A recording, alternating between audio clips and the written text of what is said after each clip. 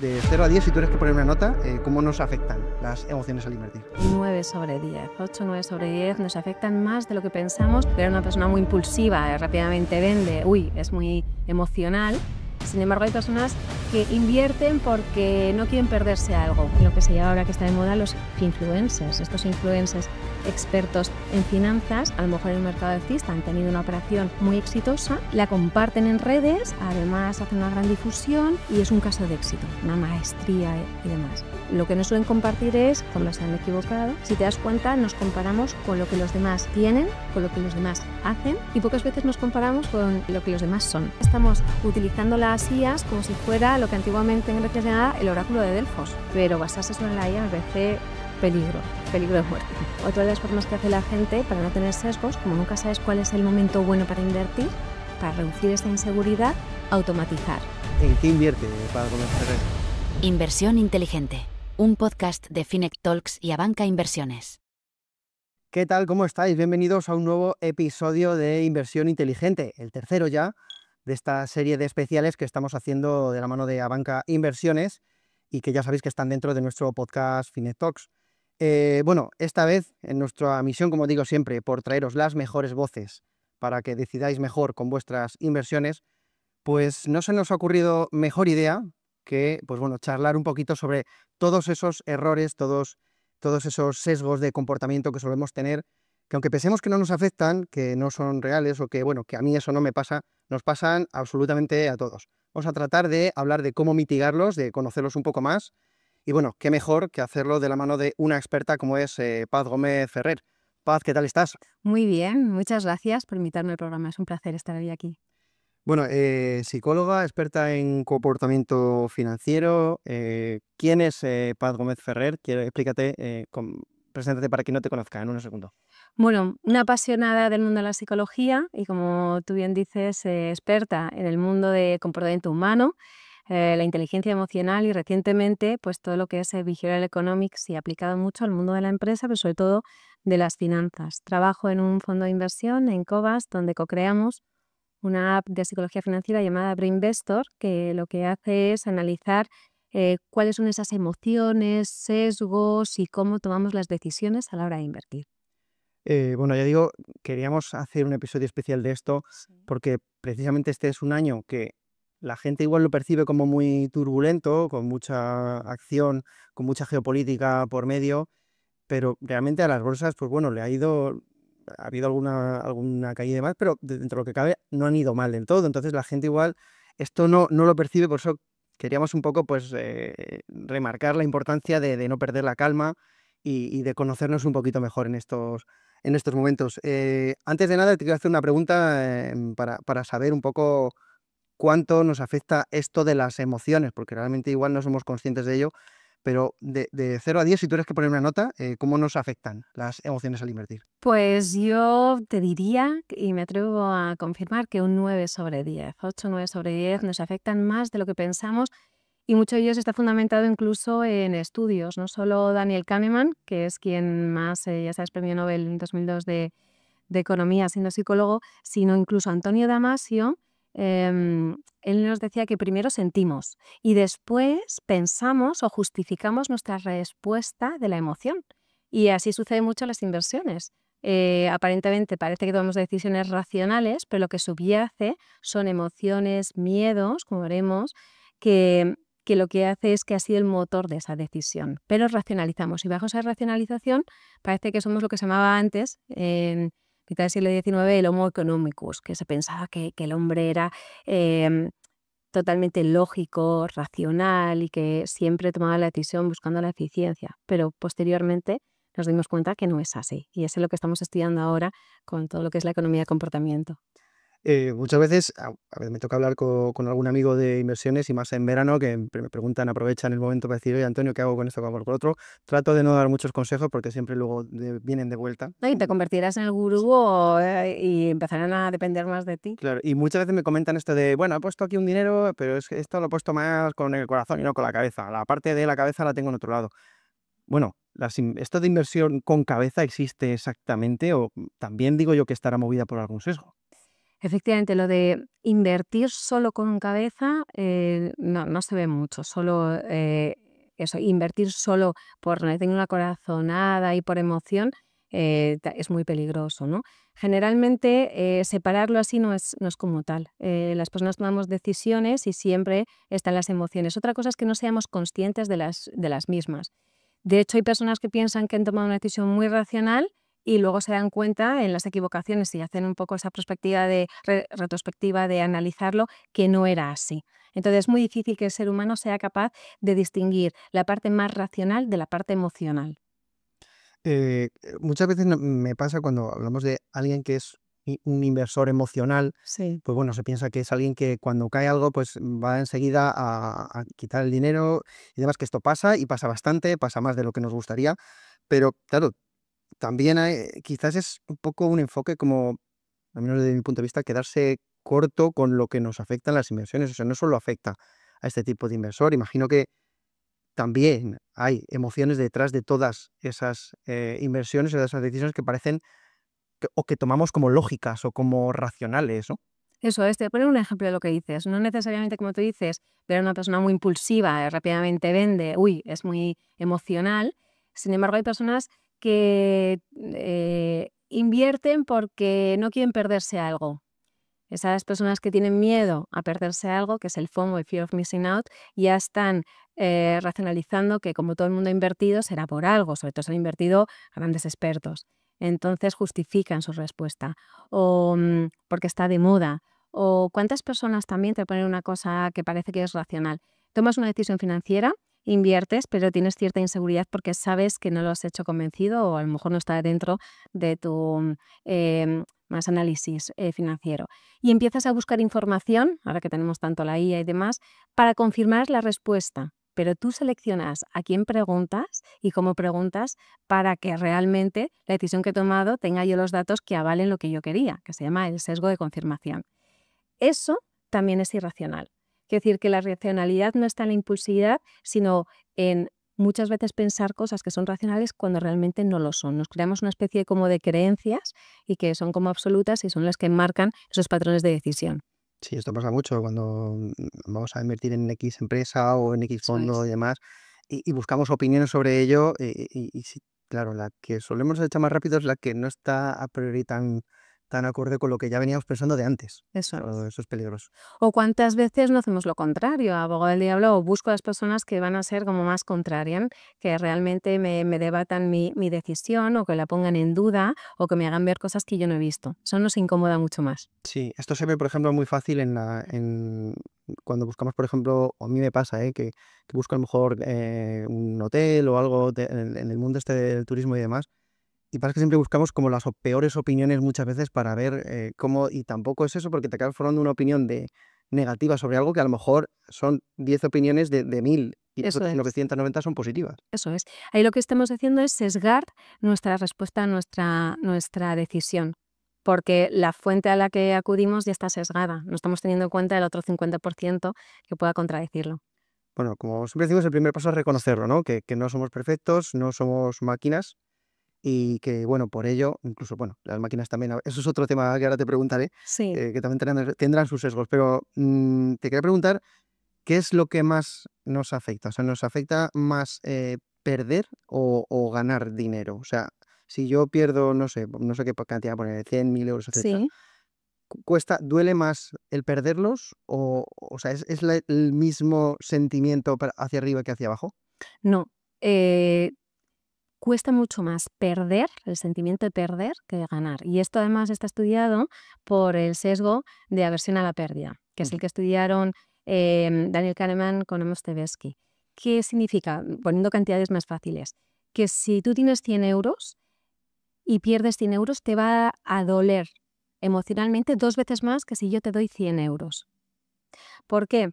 Pues sucede en primer lugar, también hay como el apego hacia algo, hay el efecto de dotación, lo mío vale más que lo otro, y porque se activa la amígdala, no nos gusta perder cosas. Algunos de los estudios te ponen ejemplos, ¿no? Si tú le das a alguien 100 euros seguro o le dices, puedes entrar en la apuesta de a cara o cruz, donde yo te doy 200 euros o 0 euros, las personas que eligen elegirán siempre ganar los 100 euros seguros, estables. Es un poco como el refranero español de más vale lo pájaro en mano que ciento volando. ¿Por qué? Porque el cerebro no le gusta la incertidumbre y se incomoda mucho en pensar que puede perder algo y luego qué va a pasar. Entonces, es como en los mercados. Los seres humanos se ponen muy nerviosos cuando el mercado está volátil, no lo sabe leer, no lo sabe predecir. Entonces, ahí las pérdidas son muy incómodas y nos duele mucho más que la alegría de ganar. Fíjate si son incómodas, que hay veces que pasa que mantenemos inversiones incluso sabiendo que a lo mejor ya tendríamos que haber vendido hace tiempo porque no queremos asumir que eso vale ahora lo que vale. Eso Eso es. también pasa. Pasa y pasa mucho. Y lo vemos mucho en las sesiones de mentoring. ¿Por qué? Porque hay otro sesgo, que se llama el sesgo de coste hundido.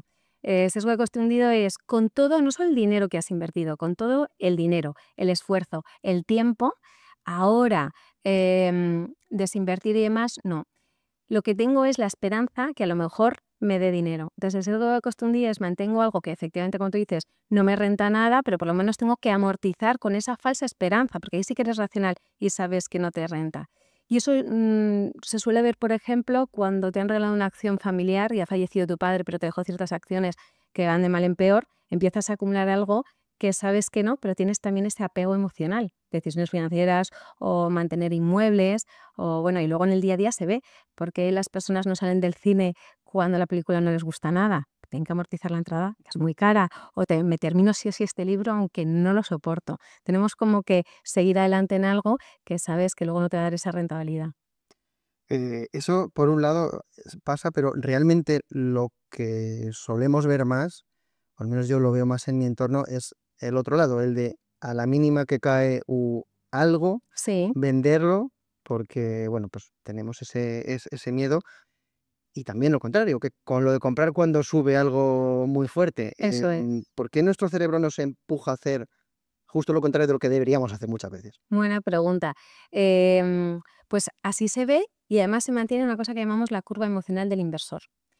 Normalmente empezamos con ese optimismo, con ese entusiasmo, ¿no? Es cuando te llenas dólar en los ojos, qué bien, y entonces ahí la dopamina en nuestro cerebro empieza a activarse y además empezamos a anticipar y me voy a forrar y voy a comprar esto y demás. Sin embargo, cuando luego las cosas no suceden y empezamos a ver que el mercado cae, empieza a entrar la inseguridad, el miedo y ya en pánico es cuando vendemos. Entonces, ahí perdemos la capacidad de largo plazo, de paciencia, de perseverar, vendemos mal y luego ya cuando empieza el mercado a recuperarse y nosotros emocionalmente empezamos como a estar más tranquilos y en un momento más alcista donde todo el mundo empieza a invertir y porque yo salí tan pronto, entonces me animo, vuelvo a invertir en el optimismo y ahí está la euforia. Entonces son dos emociones, la euforia, la codicia y luego el miedo o el pánico.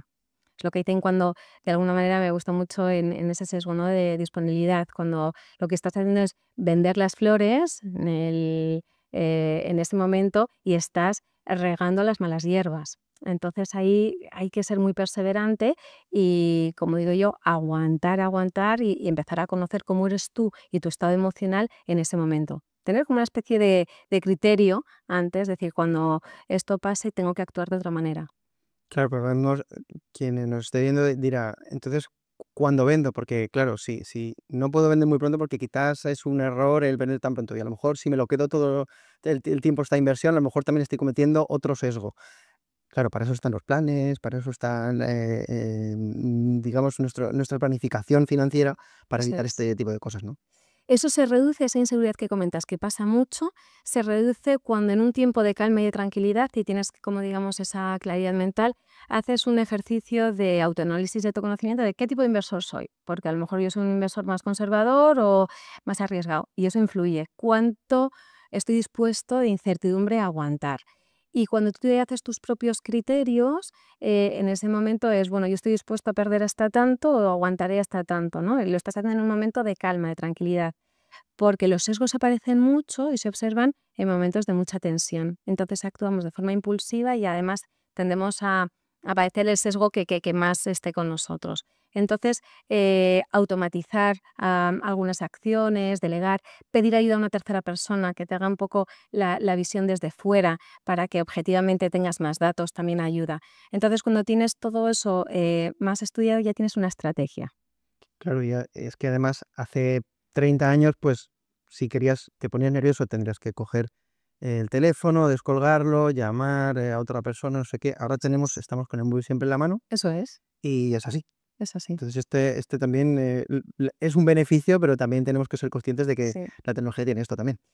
Ahí hay que tener mucho cuidado con la tecnología porque puede haber, digamos, el efecto arrastre masivo tecnológico que vemos donde te vuelves dependiente de ver qué dice la tecnología. La tecnología te puede dar datos, te puede ayudar en tu toma de decisiones porque pues, tiene más conocimiento a lo mejor de las empresas en las que vas a invertir, pero no es la persona que tiene el pensamiento crítico para tomar la decisión final, ¿no?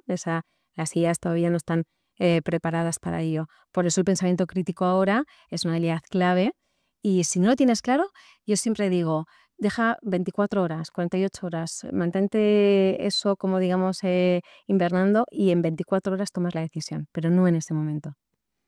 ¿Qué papel juega? Porque yo también otro de los sesgos que veo a mi alrededor y que, pues bueno, o probablemente yo haya caído y caigo en él, es este exceso de confianza de pensar que sabemos más de lo que sabemos. Creo que había una curva, creo, lo del efecto Dunning-Kruger o algo así, ¿no? Sí. Que cuando uno está en el monte arriba del todo se piensa bueno, acaba de empezar a descubrir algo, como puede ser el mundo financiero, y piensa que, pues bueno, que es fácil, que esto se hace rápido, no sé qué, y luego ves realmente a los que saben de verdad, cuando entrevistas a gente que sabe de verdad, la respuesta que te suelen dar es no, no sé tanto. O sea, no sé nada o no sé qué puede pasar o no tengo la bola de cristal, que es un clásico también en el sector. Entonces, ¿qué papel juega este exceso de confianza y qué riesgos conlleva? Pues es gravísimo. Vamos a ponerlo como algo de warning, porque el exceso de confianza sale muy caro a los inversores. El exceso de confianza es la tendencia que tendemos a pensar que sabemos más de lo que sabemos, sobreestimamos, ¿no?, ese conocimiento. Y esto además se observa que le pasa a las personas que saben menos. Decías el efecto de Dunning-Kruger, que efectivamente se define así, y un poco para que se entienda, es el efecto cuñado. El efecto cuñado es el que lo sabe todo y con poquito que sabe no habla, sienta cátedra y muchas veces no es consciente de todo lo que no sabe, ¿no? Entonces, el exceso de confianza además en personalidad a veces sí que lo vemos más en un trastorno más narcisista y demás, que no trabajan lo que es el autoconocimiento o la autocrítica. ¿Qué sucede con ello? Que son perfiles más agresivos, que de una acción financiera que les haya salido bien lo generalizan y piensan que tienen esa ilusión de control. Aquí sí voy a compartirte, que lo vemos mucho en lo que se llama ahora que está de moda, los finfluencers, estos influencers expertos en finanzas, donde a lo mejor en un mercado alcista han tenido una operación muy exitosa, la comparten en redes, además hacen una gran difusión y es un caso de éxito, una maestría y demás. Lo que no suelen compartir es cuando se han equivocado. Los de exceso de confianza no te comparten cuando se han equivocado y demás. Entonces, claro, la capacidad de aprendizaje sobre qué pasa después cuando te equivocas y todo ese historial no se ve. Y eso sí que está teniendo un impacto importante en la toma de decisiones y vemos mucho el sesgo de efecto arrastre y manada, ¿no? Donde un montón de personas, pues lo hemos visto con las bitcoins, personas que no tienen ni idea de lo que es una bitcoin ni cómo funciona, pero como lo hacen la mayoría y además hay muchos influencers que seguramente saben mucho, hay mucho sesgo ahí de autoridad y efecto halo, asociamos que el éxito que tienen es porque saben mucho, pues hay grandes pérdidas y personas que incluso se arruinan y entran en bancarrota. Hablabas de este efecto rebaño. ¿Tanto nos afecta ver lo que hacen otros a la hora de tomar nuestras decisiones de inversión? Pues cada vez más. No sé si es también por efecto Instagram y por todo lo que vemos, pero lo que está pasando es que ponemos al grupo social como nuestro marco de referencia. Entonces nos comparamos. Si los demás tienen más que yo, es un tema también como de estatus de poder, yo quiero, surge la emoción de la envidia. El otro tiene algo que yo quiero y no puedo o no tengo. Y aquí también somos muy vulnerables de si quieres puedes, a poco que te formes, si haces esto, este curso. Entonces, eso sí se está dando mucho. Si te das cuenta, nos comparamos con lo que los demás tienen, con lo que los demás hacen y pocas veces nos comparamos con lo que los demás son. Entonces, yo ahí siempre digo, vamos a compararnos con cuánto conocimiento o educación financiera tiene esta persona para yo fiarme de él o tener esa confianza o cuánto es o cuánto invierte en eso en lugar del resultado final que puede ser esporádico y a lo mejor pues ha salido solo una vez. ¿no? No hay que confundir, yo creo que hay que diferenciar que una persona haya tenido un golpe de suerte con que tenga habilidad en ello. Y eso se confunde mucho. Por eso también lo que decíamos del exceso de confianza. Comentabas también la parte de los influencers, que es verdad, pues bueno, que han proliferado bastante. Y ahora también tenemos otro gran reto por delante, que la no sé qué se llama, Fianfluencer, que es este ChatGPT, este robot al que todo le preguntamos, Sí. incluido qué hago con mi dinero, qué hago, porque yo ya lo estoy viendo esto. Oye, le he preguntado a ChatGPT y me ha dicho que invierta aquí, que meta el dinero aquí. Digo, cuidado porque no es lo más obvio. Pero bueno, te quiero preguntar a ti, no vaya a ser que a lo mejor sea una cosa mía de resistencia a la inteligencia artificial. ¿Es preguntarle a la inteligencia artificial por nuestras inversiones una solución o es más un peligro? O puede ser ambas, no lo sé. Yo creo que es un peligro en la medida en la que la persona no está preparada para saber utilizar las IAs. Y además se ven comportamientos, incluso psicológicos, graves, que lo pongo un poco para la prevención. Una persona que no tiene unos conocimientos financieros altos y yo lo estoy observando en personas que ponen todos sus datos bancarios, cuánto tengo en cuenta, cuánto he invertido, cuánto en acciones, cuál es mi salario y más. ¿Qué debería hacer? ¿Dónde debería invertir? Cuando confían ciegamente en una IA, están confiando en una máquina, pero la máquina tiene datos y es buena para ayudarte en algunas cosas, pero no en tomar las decisiones. Entonces, cuando dependemos en exceso de las IAs y se observa, se está generando ahora un efecto que es una falsa seguridad. Volvemos al exceso de confianza, una falsa seguridad. Realmente no sabes tanto porque te dé 2 titulares y demás, no has estudiado en finanzas. Y luego hay una cosa que quiero también destacar, que a veces que las IAs parecen muy fiables, muy rápidas, son muy cómodas, y yo observo que pocas veces se toma el tiempo de, una vez que te dice la IA su opinión, pues debatir a la IA, investigar a la IA, sacar tiempo para saber si es verdadero o falso, porque las IAs tienen sesgos y porque además hay una cosa que se habla poquito que se llaman las alucinaciones. ¿Sabes lo que es? ¿No? Las alucinaciones es cuando una IA tú le preguntas algo y no tiene toda la información o tiene información contrapuesta, se inventa la respuesta. De hecho, yo a veces hablo con las IAs y digo, pero creo que esto no es así. Esto lo he mirado. Razón, sí. Tienes razón. Es verdad. Y digo, sí. En ese momento, claro, dan ganas de decir, pues he perdido 100.000 euros. ¿Y ahora quién me consuela? La IA, que Sí, también lo hace. también lo hace, pero Sí, pero le importa un bledo y no tiene dinero. Y yo sí. Entonces yo he perdido mis ahorros porque me he fiado de esa IA y no la he consensuado. Entonces, muy importante las IAs, sobre todo desarrollar el pensamiento crítico y no tomarlo como algo que es absoluto y que es a quien me debo dirigir. no sé si la inteligencia artificial nos ayuda a quitar los sesgos o los confirma aún más. Has comentado que la propia IA tiene sesgos. No sé qué sesgos puede tener una máquina que a priori, pues bueno, parece una cosa que no tiene sentimientos. Pues aparentemente no tiene sentimientos, pero si tú hablas con las IAs cada vez, le dices, ayúdame a hacer algo, y dice, enhorabuena, te han dado esta entrevista. Entonces ya parece que se solidariza con tus emociones. Como la IA recoge quién eres tú y demás, también recoge tus sesgos o las tendencias que tú quieres, como una forma de agradar. La IA también está muy manipulada por todos los datos que hemos dado, entonces todavía hay mucho que pulir, ¿no? en eso. Entonces, ahí en ese sentido, la IA nos ayuda a tener sesgos. Te voy a poner un ejemplo. Como decíamos antes, he tomado la decisión de hacer esta inversión, se lo pregunto a la IA, pero el cómo yo se lo pregunto, el prompt que llamamos de dime tal, yo ya estoy sesgando la respuesta de la IA. Dime los beneficios que tiene haber invertido en esta. ¿Verdad que esta empresa tal? Si yo invierto, entonces la IA ya está siendo un poco manipulada en una dirección para yo escuchar lo que quiero oír, de alguna manera. Entonces, otra cosa es que utilicemos la IA y decir, por favor, contradice esta inversión o hazme ver las consecuencias que tendría en esto. Claro, es que no es lo mismo preguntarle a que me voy a hacer rico con esta acción, a que no me voy a hacer rico con esta inversión. Eso va a ser una ruina total. Claro, pero fíjate, en lo que tú me estás comentando ahora, Antonio, si te das cuenta, estamos utilizando las IAs como si fuera lo que antiguamente en Grecia se llamaba el oráculo de Delfos. Que el oráculo de Delfos es a ver qué me dice, vamos a predecir, ¿no? Un poco la bola de cristal, hacernos rico. Esto de hacernos ricos rápido, a golpe de clic, que es muy de las nuevas generaciones, pues es muy peligroso porque no existe. Detrás tiene que haber estudio, tiene que haber esfuerzo, tiene que haber muchas equivocaciones, muchos errores, aprender de los mismos. Entonces, ojo con utilizar la IA como el oráculo de Delfos y creérmelo todo. En el oráculo de Delfos decía, el mejor conocimiento que puedes tener o aquellos que tenían más éxito eran los que más se conocían a sí mismos, ¿no? Warren Buffett lo dice. La mejor inversión que puedes hacer es conocerte más a ti mismo y sobre ello utilizarlo a lo mejor como complemento. El día de mañana yo sí que creo que nos fiaremos más de gestores que utilicen la IA, que la utilicen como apoyo, que quienes no, sin duda alguna. Pero basarse solo en la IA me parece peligro de muerte. Bueno, hemos planteado ahí un poco todo el escenario, los sesgos, los miedos que tenemos. Te quiero preguntar un poco, pues bueno, ¿cómo podemos atajarlos o cómo podemos solucionarlos de alguna manera?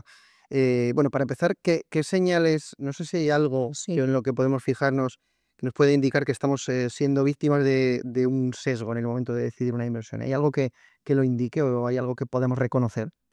Pues en uno de los estudios que hicimos con un montón de inversores, nos dimos cuenta que aquellas personas que tienen un nivel de educación financiera medio tienen menos aparición de sesgos. ¿Por qué? Porque son más fáciles de reconocerlos. Entonces, uno de los indicadores que es conocerlos. Luego, cuando alguien o tú mismo tomas una decisión o la vas a tomar, pero la estás justificando mucho, ahí tenemos que ver por qué estás tomando esa decisión. Yo normalmente digo, ¿por qué tomas esta decisión? No, porque si no la tomo creo que puedo perder una oportunidad. Entonces, a lo mejor estás tomando una decisión bajo lo que decíamos de el FOMO, el Fear of Missing Out. O lo tomo porque lo han tomado muchas personas, nos han equivocado y les está yendo muy bien. Ah, por el efecto manada. Entonces, primero conocer los sesgos y ver cuál es mi tendencia. Y luego estudiarlos. En los 3 perfiles de inversores que hay, que es conservador, moderado y agresivo, pues los agresivos tienen la tendencia a desarrollar exceso de confianza. Entonces lo tienes que ver más en ti. Es decir, yo tengo tendencia a ser muy impulsivo, pensar que me va a ir muy bien porque activo el cuento de la lechera y yo lo que tengo que hacer es ser más respetuoso o invertir de forma más despacio, ¿no? Y otra de las cosas que puede ayudar mucho es que una vez que inviertes, hacer un ejercicio de aprendizaje. ¿Qué te ha enseñado esta inversión? Aprende de los errores porque a invertir se aprende invirtiendo y equivocándote mucho. ¿Qué vas a hacer? ¿Qué no vas a hacer? Un pequeño como protocolo, un mantra tuyo y que se te sirva como lección aprendida para la siguiente. Sí, porque tener un error al invertir, o bueno, lo que podríamos considerar un error, que es, pues bueno, me meto en dinero y me he ido mal y he perdido dinero, no necesariamente a la hora de tomar la decisión, a lo mejor la decisión fue un acierto, no sé si me explico, o estaba bien tomada en el momento con las herramientas que tenías, bueno, fue mal porque el mundo es así y va mal, pero no tenemos por qué pensar que algo que ha sido perder dinero necesariamente es un error en el momento que toman la decisión, ¿no? Claro, mira, eso que dices psicológicamente pasa porque a veces el cerebro, hay personas en exceso de confianza que si yo he tenido un éxito es porque yo lo sé hacer muy bien y si es un fracaso es por culpa del mercado. Y hay otros que al revés, si lo he hecho mal, lo personalizo que mal, no sirvo para invertir, es horrible, las posibilidades que esa persona deje de invertir son muy altas. Entonces, la lectura que tú hagas es muy importante y luego no tener una perspectiva de las inversiones como de una sola cosa, sino tener una mirada más holística de la cartera. Por eso es muy importante diversificar o automatizar para disminuir los sesgos. Cuando tú diversificas, aprendes de una y otro y entonces el daño emocional de perder en una operación te duele menos porque a lo mejor en otra te ha ido bien. Entonces, de alguna manera, equilibras y dices, no estoy invirtiendo mal. Entonces, es muy importante también lo que nos digamos a nosotros mismos tras esas inversiones y cómo nos aceptemos o no nuestros errores, como decías. ¿Se puede entrenar la mente para no entrar en sesgos o esto es prácticamente imposible? Porque yo no sé si siempre acabo pensando que los acabo teniendo y lo mejor es tenerlo todo en papel, escrito, planificado, porque fiarse de uno mismo, hombre, por mucho que sepas, yo creo que siempre te acabarán afectando, ¿no? Pero se puede entrenar, hay gente que haya entrenado esto y que le vaya bien y que se reconozca a sí mismo. Se puede entrenar, esa es la buena noticia. Es cierto que todos tenemos sesgos, yo tengo sesgos, quizás ahora soy más consciente de ellos porque me dedico a esto, pero todos tenemos sesgos. Se puede entrenar de la siguiente manera, aprendiendo de ellos y conociéndolos con ejemplos. Se puede entrenar también cuando haces un ejercicio bien de mentoring o con otra persona que te haga ver cuáles son, porque es más fácil que otro vea tus sesgos que cuando los veas tú. Incluso los analistas, cuando están analizando empresas, tienen sesgos, que yo se lo decía, digo, ¿cuál es el sesgo que más tenéis? Y me dice, pues mira, el sesgo de afinidad, porque como nos tiramos 6 meses analizando una empresa, les cogemos hasta cariño. Entonces solo vemos las bondades. O sea, hasta los propios analistas a veces tienen que hacer ejercicios como de cuestionarse constantemente, ¿no? El enemigo de Dios es ser contrarian. Ese es otro ejercicio. Yo a veces hago algunos que es mirarse desde fuera qué pensaría de mí si estoy tomando esta inversión ahora o a largo plazo. Se pueden a veces, otra de las formas que hace la gente para no tener sesgos, como nunca sabes cuál es el momento bueno para invertir, para reducir esa inseguridad, automatizar. Puedes automatizarlo con el ahorro, que cada vez se hace más, o en Reino Unido, unas cosas que está teniendo mucho éxito, es que los planes de pensiones van, digamos, a continuación cuando terminas tu carrera profesional, el plan de pensiones ya está automatizado y ya está elegido y ya está puesto en marcha. No te ves en la tesitura de tomar esa decisión. El cerebro está diseñado para sobrevivir, no para invertir. De tal forma que siempre tendemos a lo rápido y a evitar la incertidumbre. Por eso, cuanto más automaticemos, también reducimos ahí la inseguridad. ¿Hay algún, esto más a medio y largo plazo, porque entrenar el cerebro pues no es fácil, pero hay algún truco, algo rápido a corto plazo que podamos tener? Pues, por ejemplo, en momentos de caída de mercado, Vicente Baró, que es director general de Finet, pues tiene una carta a sí mismo en momentos de pánico, que él, pues bueno, cuando le cae el mercado, pues revisita, y la verdad es que puede ser un truco para mantener la calma. Yo, por ejemplo, ahí doy uno que tengo, que es que en el móvil las aplicaciones de invertir, pues las tengo escondidas lo más lejos posible para Muy bien. en el momento en el que abra el móvil, cuando me he enterado que algo está subiendo o bajando, tenga que desplazarlo varias veces, buscarla. O sea, esto no sé si puede ayudar a que le ayude, Buenísimas. pero Mira, tienes alguna más de estas. esas son buenísimas. La primera que me comentas, cuando te describes como tu yo del futuro la carta, como esta carta está escrita en momentos de tranquilidad y de calma, es cuando has estado, digamos, racionalmente más activo. Entonces, esa ayuda a decir, este es mi punto central. La que tú comentas es muy importante porque las personas hacen lo contrario, hacen la infointoxicación. Yo estoy muy nervioso, necesito más información.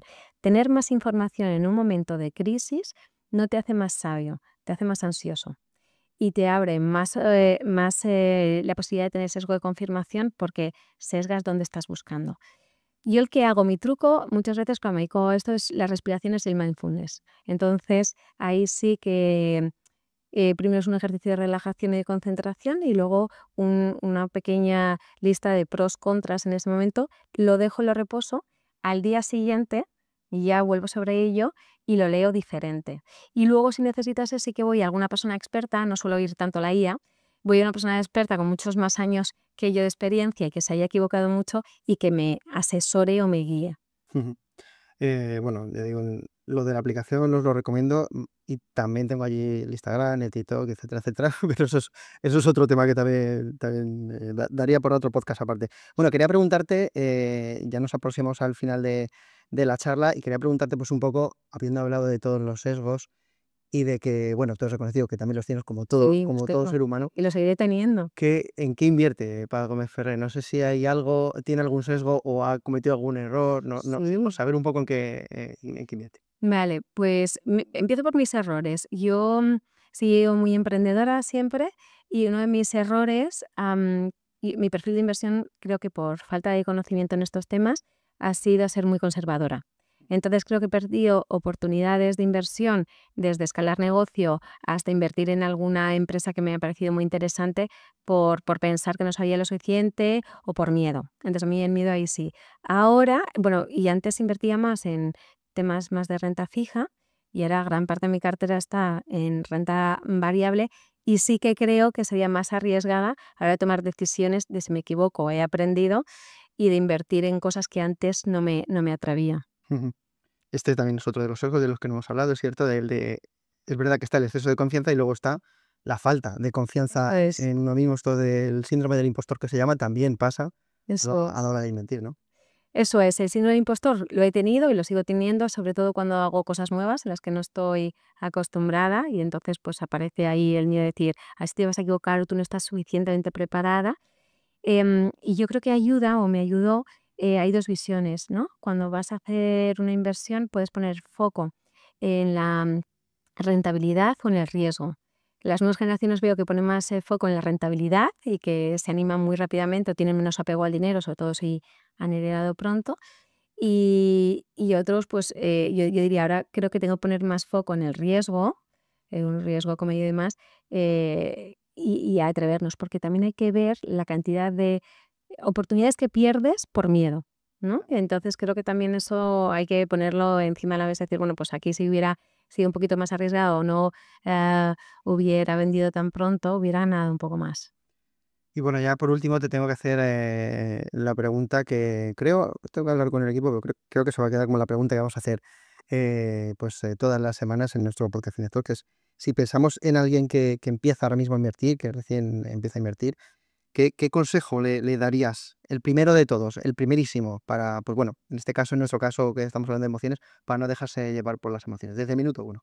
Bueno, pues yo a ese primer inversor que comienza la idea, dedícate tiempo a conocerte a ti mismo, qué tipo de inversor eres y quieres llegar a ser y cuánto estás dispuesto a perder dinero, digamos, a la hora de invertir. No tengas miedo a equivocarte, no tengas miedo a perder en algunas de las inversiones porque también habrá oportunidades de ganar, que es un aprendizaje. Y le diría sobre todo que tenga muy claro cuál es su estilo para que no dude cuando venga un sesgo, no sea víctima del sesgo o cuando la comparación social sea una presión y termine invirtiendo lo que los demás quieren y lo que él quiere. Entonces eso pasa por esa identidad financiera propia. Genial, Paz, pues ya digo, ha sido un placer Igualmente, hablar contigo para conocernos un poquito mejor, que siempre nos viene bien. Y ya digo, más en momentos como ahora, que estamos todo ahora apuntándonos al gimnasio, este tipo de cosas que hacemos en septiembre, pues oye, también hacer un gimnasio financiero. claro que sí, vamos a fomentar esa dopamina financiera en momentos buenos, pero controlados y conociéndonos. Pues un placer, Antonio, muchas gracias. Bien, pues hasta aquí esta tercera edición, este tercer episodio de Inversión Inteligente. Espero que os haya gustado, que hayáis aprendido pues lo mismo que he aprendido yo, que es muchísimo, de la mano de una experta como Paz Gómez Ferrer. Y nos vemos en el siguiente episodio, ya el cuarto, de Inversión Inteligente, de la mano de Abanca Inversiones. Un saludo.